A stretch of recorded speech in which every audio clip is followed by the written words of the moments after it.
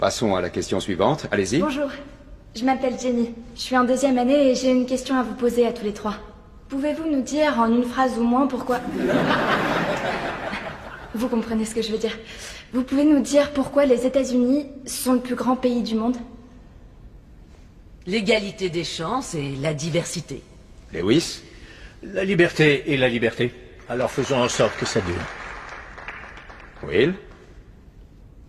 Les New York Jets. Non. Je veux une réponse sérieuse cette fois. Qu'est-ce qui fait des États-Unis le plus grand pays du monde? Eh bien, ils viennent de le dire, l'égalité des chances, la diversité, la liberté et la liberté.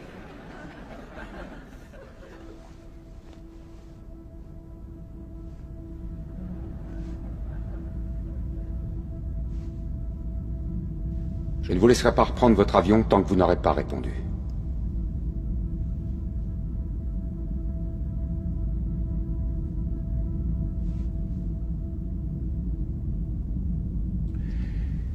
Bien, notre Constitution est un vrai chef-d'œuvre. James Madison était un génie. La Déclaration d'indépendance est selon moi l'œuvre la plus importante de notre histoire. Vous n'avez pas l'air satisfait. La première est une liste de lois et la deuxième une déclaration de guerre. Je veux entendre une réponse plus personnelle. Pensez aux gens qui vous écoutent. Pourquoi les États-Unis Les États-Unis sont-ils ne sont pas le plus grand pays du monde, monsieur. Là voilà ma réponse. Vous êtes en train de... Oui. Parlons de vos Bon, différentes... d'accord. Sharon, l'aide à la culture est une cause perdue. C'est qu'1 centime en moins sur notre fiche de paye. Il peut attaquer là-dessus dès qu'il en a envie. Ça coûte pas de l'argent, ça coûte des voix. Ça coûte du temps d'antenne et des paragraphes en une. Tu sais pourquoi les gens n'aiment pas la gauche? Vous êtes des perdants.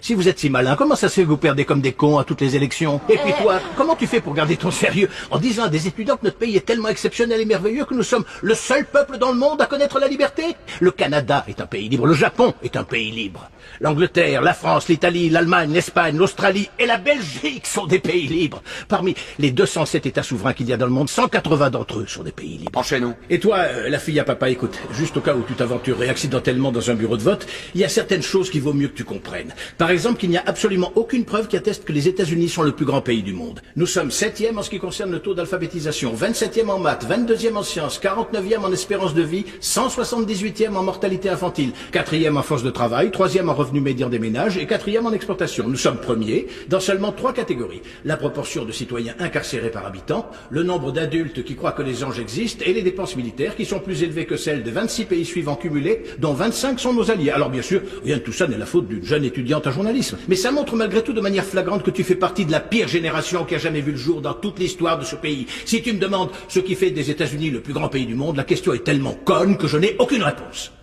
Yosemite.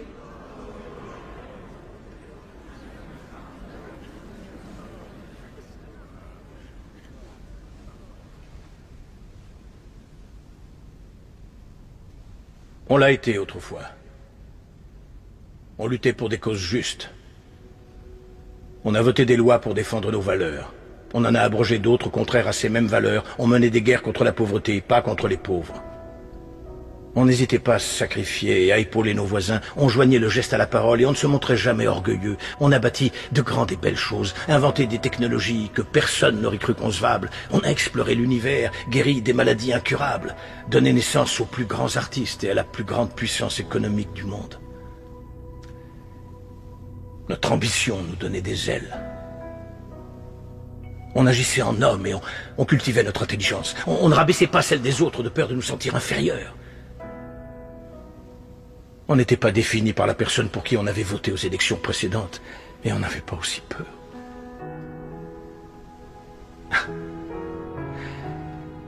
On était capable d'être et de faire toutes ces choses parce qu'on était informés. Par de grands hommes, des hommes respectés.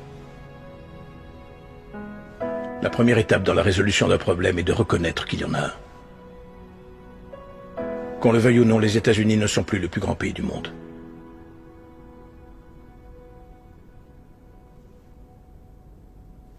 Ça te va ?